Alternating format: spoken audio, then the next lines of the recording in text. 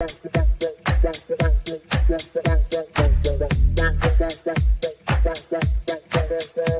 Connections Radio presents. Hello again, everybody. Welcome to the show. I'm your host, Basma, and we're going to be interviewing Casey today. He is an amazing individual, and I'm going to let him go ahead and take the mic. How are you today? I'm doing amazing. How are you doing? I'm pretty good. I'm glad to be here. Glad Guy asked me to come in and talk with you guys. Sorry about that. Someone started calling my phone, so You're popular. Yeah, go Popularity. Ahead. But like I say, I had met Guy Dawson, and I was telling him about our school that we just started. And so he said, well, he wants me to come on the show and talk about it, so I'm here. Okay, well, what school? I'd love to know about it more too. Go ahead and repeat everything you told Guy, and go ahead.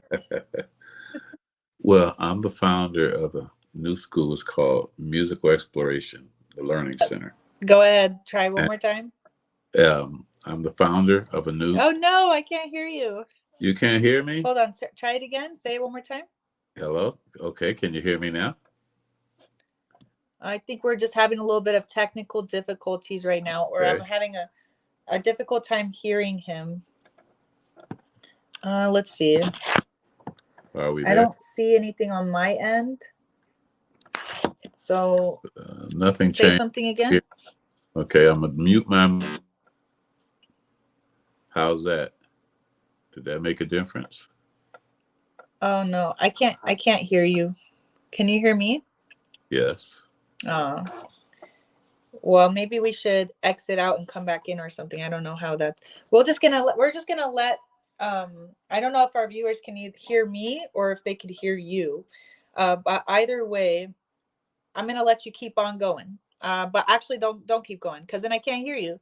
So let's not keep on going. Why don't you tell us, while we're trying to get the microphone fixed, why don't you tell us a little bit about your likes and your hobbies?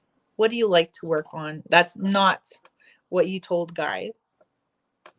My likes and my hobbies. Never mind. Don't do that. Yeah, I can't hear it either way, and I just realized I want to know. Yeah, Okay, I might say something. Let me see if I can fix this. Exciting. You can't hear me.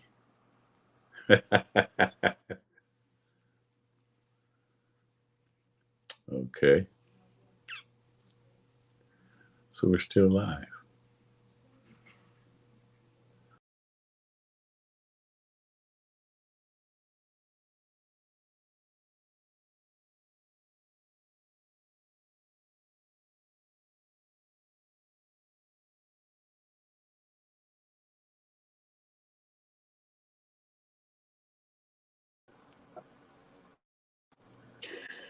Hello. All right. We are back. I can hear you. That's great. Excellent. Excellent. Okay. Okay. So go ahead. Sorry about that for the technical difficulties. I know you've already... We're back. Yes. So go ahead and finish that thought. Hopefully you still remember Which it. one? The likes and hobbies? Which one? Let's start there, and then we'll go ahead. But you already told us about the guys, the thing that you told Guys. So go ahead and start with that, whatever you want, because that's technically a hobby. Okay. Yeah. That's easier.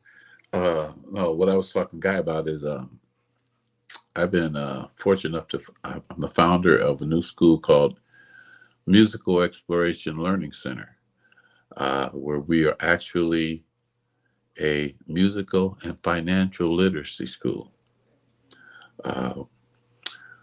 We're featuring piano, voice, guitar, drums, dance, woodwinds, brass.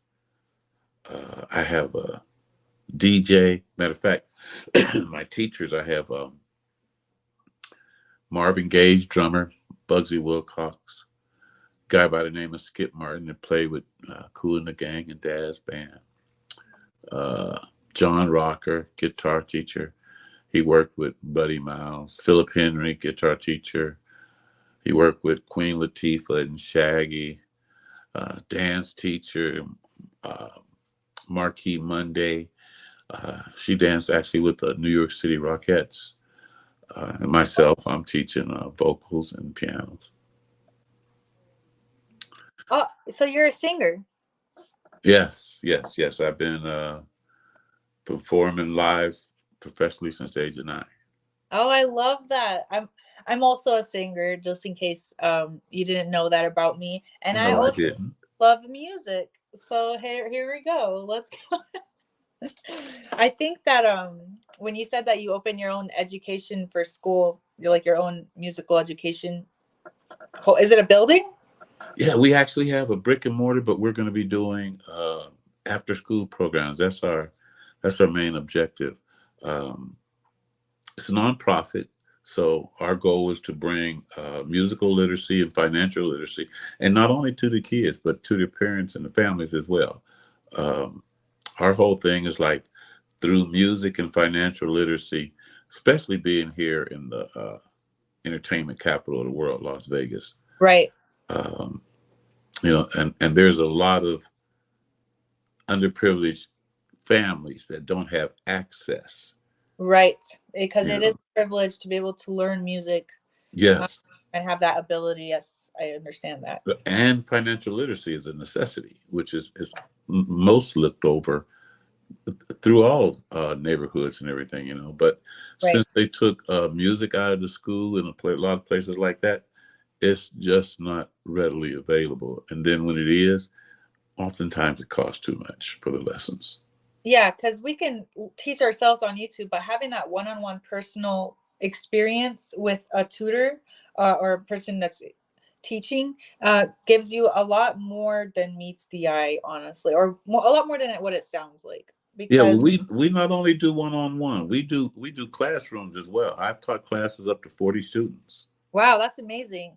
Do they work on? Is there like a goal your students are working towards to achieving aside from being well skilled and trained musicians? As a musician, there's always a goal that you're working towards because you're always learning a new piece. So there's always you're always working towards a goal. Right. So the whole thing is when you find something that you're passionate about or something that you're experimenting, Mm-hmm. if the first couple times that you try is very difficult and you fail, you may get deterred and turn away from it. But if your teacher or your instructor or your mentor, if they can show you an approach that will allow you to get self gratification in your first couple tries, then you get that adrenaline rush, the endorphins start running, and you're ready to play with it. You know, That's where the passion comes in. I yeah. love that. And I love that you also are a musician yourself. And are there any albums, if anybody wants to? Because I'm really interested. I really want to know more about the music that you created as you were getting older, and maybe you're still creating right now. Like you're musicians constantly learning, like you said, so they're constantly creating as well because they're artists. Well, I mean, like going back a little bit, I was with a group called Baby Brother Band on Okay. Cotillion Records, Atlantic Cotillion Records. That was back in the 70s, you know. And then I did a lot of engineering over the years. I engineered and produced some tracks for Bone Thugs and Harmony. I engineered on some Two Live Crew stuff. Wow, that's I did a awesome. lot of Dirty South, a lot of the Dirty South stuff. JT Money, Poison Clan. What was your favorite genre of music?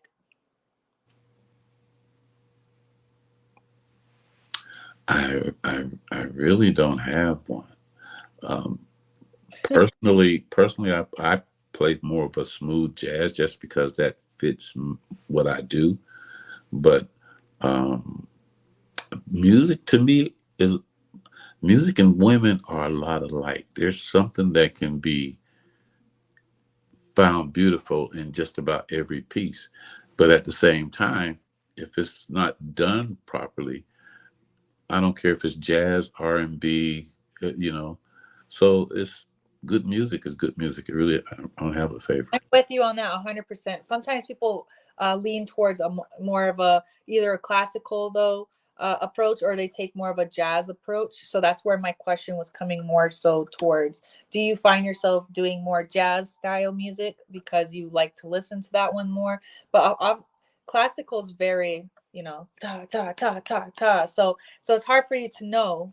Well, it's not hard for you to know. You know which ones you're going to lean more towards. Sometimes you love both, though, and you love them both equally. When it comes down to it, the school that you have right now, I'm curious. Are you guys teaching more of a jazz approach or more of a classical approach? Actually, the approach that we're using is we're doing a lot of introduction, and because I've had the opportunity personally to work on a bunch of different genres of music, uh, our first goal is it's like teaching a person to read. And that's exactly what we're doing. See, what a lot of people don't understand, first of all, is music, first of all, is one of the highest levels of deciphering that you can deal with, working out the code, breaking the code, the little dots and lines and, notation and everything that else is supposed to be done. So that takes a very analytical part of the brain. It does, especially if you're new to it. Like me, I started reading music a year and a half or two ago, a year and a half ago. So I'm very fresh and new to the reading of music, but I've been a singer for 10 years. So when you come in and you have the music knowledge, which you also need that too. So you need to know how music works, like technically, and then you also need to know what it reads like, the music theory behind it. The music theory is not just reading notes. Like that's what I thought. I thought going in, I'm gonna read some notes. No, No, no, there's a great deal of music theory. extremely different than what you would think going in. Well, when having the opportunity to teach that at a younger age, it allows the cognitive values are Right. incredible, you know. And like I say, it's like learning to read cat, dog, the boy, Jane. Okay, once you get the basic words, from that point, it's up to you whether or not you want to go to the library, how much you enjoy reading. Right, because there's way more vocabulary to learn, Right. and not just vocabulary though. Like for example, if I have an inversion, and for those of you guys watching, you'd be like, "What's an inversion?" You look at a note, you're thinking, "Oh, it's C. That's a note." Well, C has a lot of different ways to be shown when you add it into a triad, and it has CEG. Or you could have EGC, or you can have First GE. inversion, second inversion. Right. You could do Right. exactly. But there's so many different ways to do it, and there's so many different ways to see it.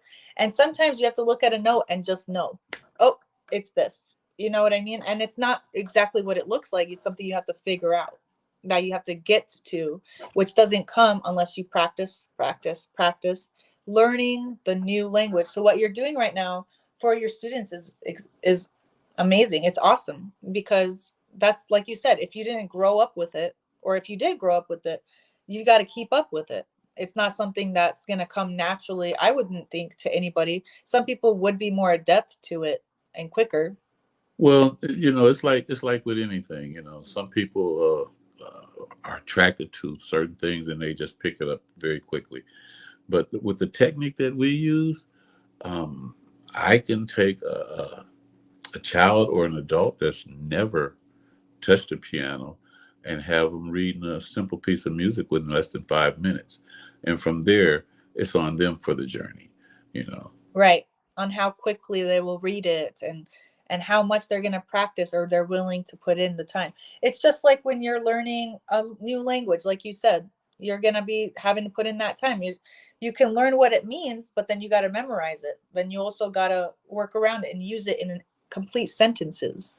And there's a lot Exactly. to use the words.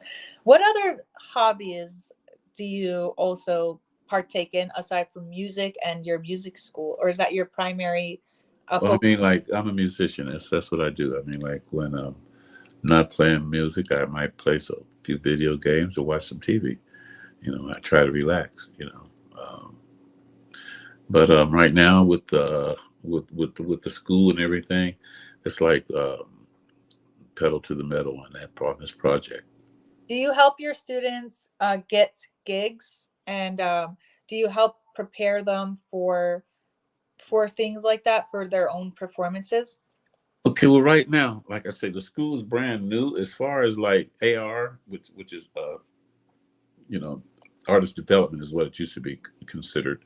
Uh, as far as artist development, we are looking at that. But right now, with the school being new, our main focus right now is to bring in sponsors and donors that can help cover the cost of being able to provide this information to be able to secure the instruments and stuff. Because, like I say, our goal, even though we do have a brick and mortar studio, I mean, brick and mortar school, which is our goal is to do after school programs um, so that we can impact more than just our small group of kids, as well as we're opening our school and our programs to the entire community. So, a question that I have for you is, you know how during school hours, like regular school, Hmm. elementary or in middle school or in even high school, they already have their own bands, and even in college. Okay, so how does your after school program differ from the during school hours? For Is this for high school students or is this for older individuals? Well, our main focus is elementary and middle school. Oh, okay. Like I say, if we're open to all ages, but the difference between what we're doing and what being in the school band is, this is not a school band. We're teaching individuals their instruments, and you may get like I say, you get an opportunity to work with if you're taking brass, you'll get a chance to work with Skip Martin, that was with Cool and the Gang and the Daz Band. Yeah, You know, I love that. Yeah. yeah. So the and we have quite a few teachers, and the opportunities are different. The focus is completely different. Usually, when you're in the school band is good. I don't knock that at all. But there are a lot of inner city schools that don't have school bands. When you're talking about school bands, you're talking about a school that is well funded, first of all. And see, that's the blind side that everybody has. They're like, oh, they got the bands and they got the orchestra, they got the marching bands, they got the that's not in the inner city, in the elementary schools, in the low in the middle Yeah, school. you're right. A lot of the elementaries, like me, when I was growing up, my elementary only had one music class, and that class was something you had to pay for. You had to pay for to have a flute, and it was only flutes at the time. And Right. I'm that we even had that class, you know. And if I feel like if I had an after school program, because we stayed after school a lot. A lot of students do stay after school, waiting for their parents to pick them up, or because their parents are still at work and it's at that age. If we did have a program like yours, then I would have probably learned how to read music when I was that young, which would have been amazing because my parents didn't have the ability to put me in private lessons at the time, you know, Right. or Well, see, that's the reason we're doing it. Over the past 11 years, I've been doing an after school program with another individual friend of mine, and so, but I've been working on the outer city of Las Vegas, Centennial Hills, Aliente, Summerlin, Henderson, all around the city, and so those are the more affluent areas. Those are the areas where the individuals have a little bit more money. The schools are newer. The facilities are there. Like I said, the parents have the extra cash. Okay, but once you start coming into the inner city of any city, the income and the resources dwindle, and people are just not, as a whole. These are things that have just been overlooked. The culture, the aspect of it, and what it does for the individual. And like I say, not only Are we bringing musical literacy, but we're bringing financial literacy, which is an absolute necessity everywhere. I mean, we even have people that are like on the outskirts that are out there that need better financial literacy because they're blowing through their situation like crazy. You know, Right. Right. And you need to know financial literacy if you're going to be going towards the arts anyways, because like you said, it's not as funded. You know, we have to make do with what we get. We have to, if we're trying to teach a student and we only have like one guitar and it's like half broken, and we only have right? one string instrument in our whole band or whatever we're working on, we got to make it work. We got to make do with what we have. We'll Um, see. We'll see. It goes much further than that. It goes much further than that. yep. Um, the aspect of the financial literacy and showing individuals how to create a business and how to handle their money goes much deeper, because what a lot of people don't realize is that for underprivileged individuals, regardless of the race, color, creed, whatever, when you decide to enter into what we call the music industry, my field, a lot of people don't understand, in order for an individual to go to the studio, record their song professionally, make a video, put the video out, it's going to cost between $15,000 to $30,000. Yep. And that's just for the very first one, for people to even know that you're there. This has to be repeated 3 to 4 times before you can even get anybody to take an interest in you, because everybody can be what they call a one-trick pony. Right, because you're talking about, like, they're thinking now, because you said one video is $15,000. He's not talking about one video. One video can cost that much. Oh, that's It, bottom. That's bottom of the barrel. That's oh, very cheap. there's even more cheap than that, like out there. Like you could get them done for like 1,000, but that's like the more quality that you want, the more expensive it's gonna get, and the quality really matters because it's Right, music. but this is the issue. It's not so much the video. It's once you start looking at the cost of everything, then go to the neighborhood and figure out what source are they going to get this money from to finance their endeavor? What Right, like source? Now you're starting to talk about illicit money. mm-hmm. There's only one place to get that money. Inside, the parents don't have 15, 30, $50,000 to invest in a child's career, in a young person's career. So oftentimes they turn to the street. So our goal is not only to give the musical literacy, but to give the financial literacy and show individuals how to hustle in a productive, legitimate way.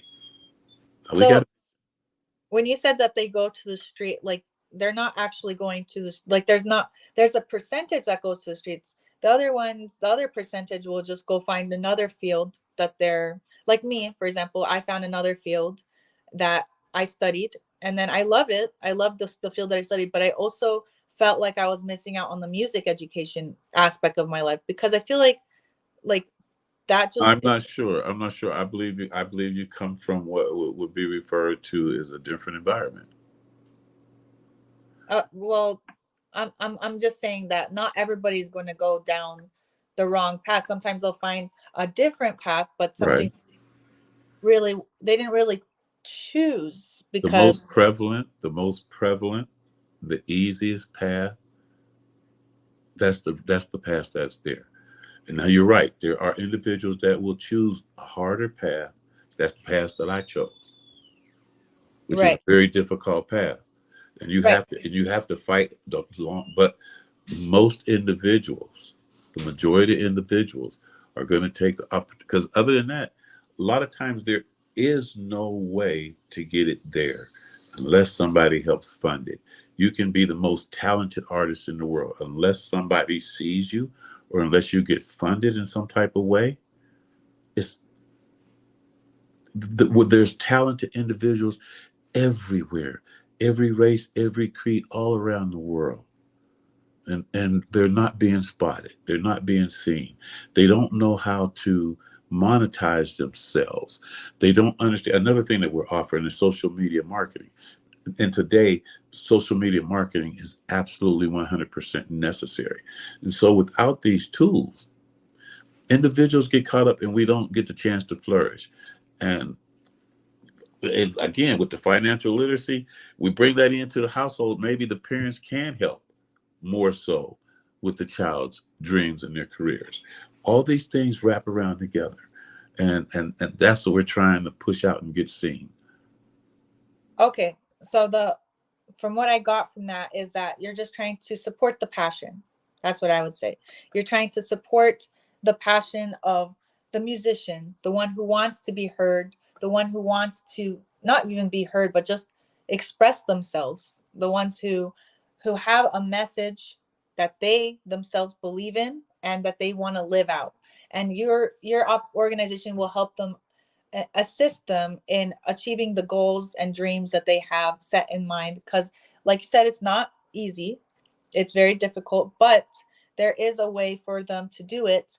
And by having these after school programs, they're going to be able to get the assistance that they need in order to just flourish in their passion. They don't need to have a social media marketing company. They don't need to have the best quality videos. They just need their passion and practice.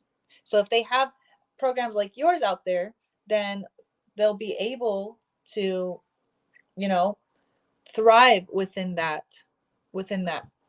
That's our that's our hope. That's our goal. Because I mean, those, like I said, for us, it's just really a thing of the necessity and the values of the cognitive values of learning to read music at a young age.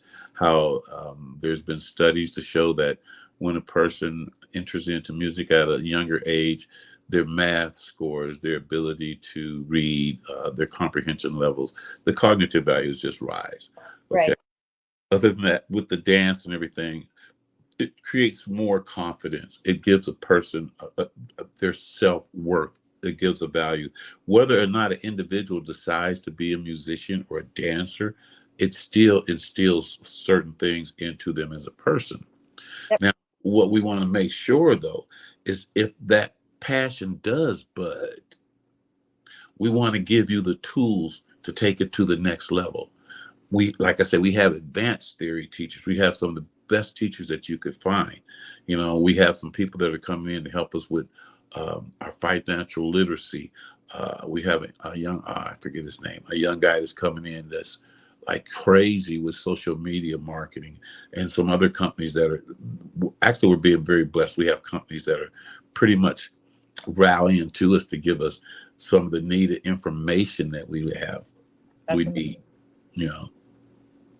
Yeah, that sounds amazing. I think that if anybody does get to experience within your programs and your big project that you guys are doing for your educational journey, I think that they would love it. It sounds like an amazing experience. How are you going to showcase this and spread the message of what you are working on right now? What are you guys doing right now?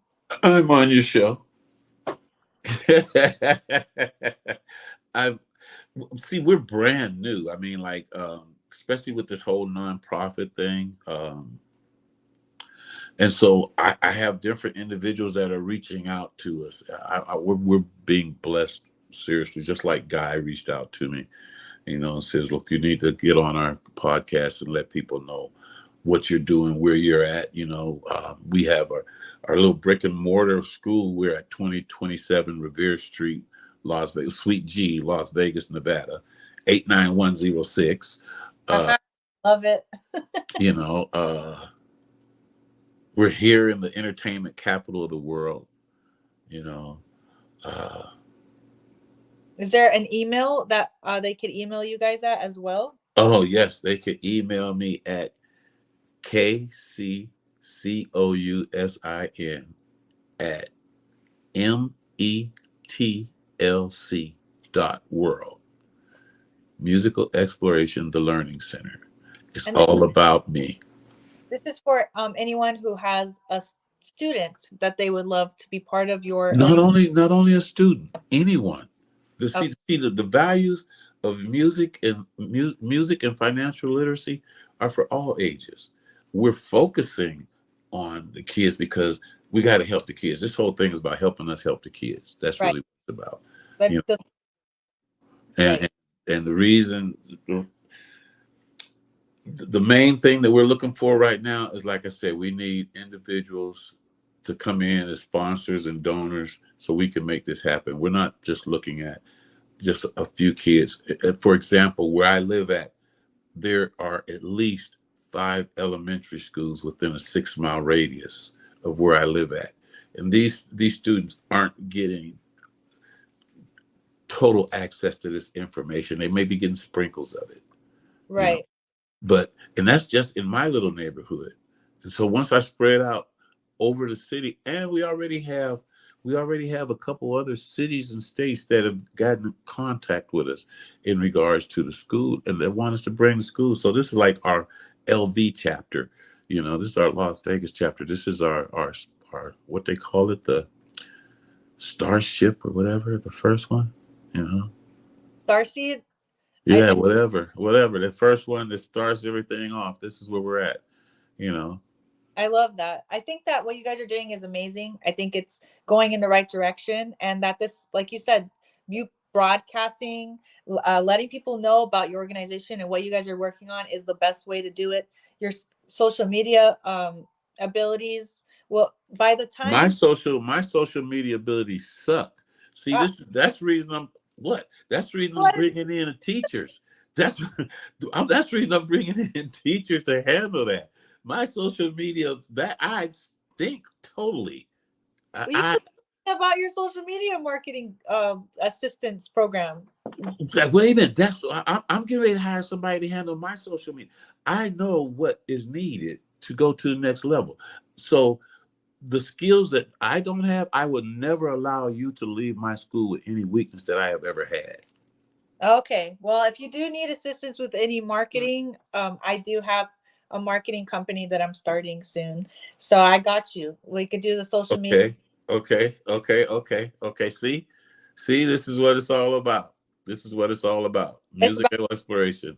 Exactly. And it comes back to what I was going to say is that what you guys are doing is great. You're going to put yourselves out there. And the more people who hear and see the talented individuals that you guys are working with, or just to see what you guys are doing in general, the better. Because then you're going to find ways to network. And then it's going to flourish. I really have high hopes for your organization. And I see great things in the future. So Question. What's the name of your social media marketing company? So I'm deciding on the name still, because there's a lot of different, but I was going to call it Major Winners. So it seems like we may have a kinetic connection. Okay. Let's figure it out. Let's find out. Thank you so much for letting me interview you today. I'm really thrilled to hear about the music educational programs that you're working on and bringing to the schools. I think that a lot of students are going to be able to really benefit from that, especially music students that end up going to college and getting their degrees and going that route. That's going to be very helpful for them to look into that music theory beforehand as well, like in the younger years, because sometimes they're not able to have that. And is there any final advice or remark you'd like to say before we end the podcast today? The only thing I like to say is we're here to make a difference, and we're gonna need your help to help us to help the kids. That's it. I love that. Thank you so much, Casey. And thank you everybody for watching. Hopefully you guys can connect with Casey if you're interested in anything that he's doing. That's Musical Exploration Learning Center, Las Vegas, Nevada. Look us up. Come check us out.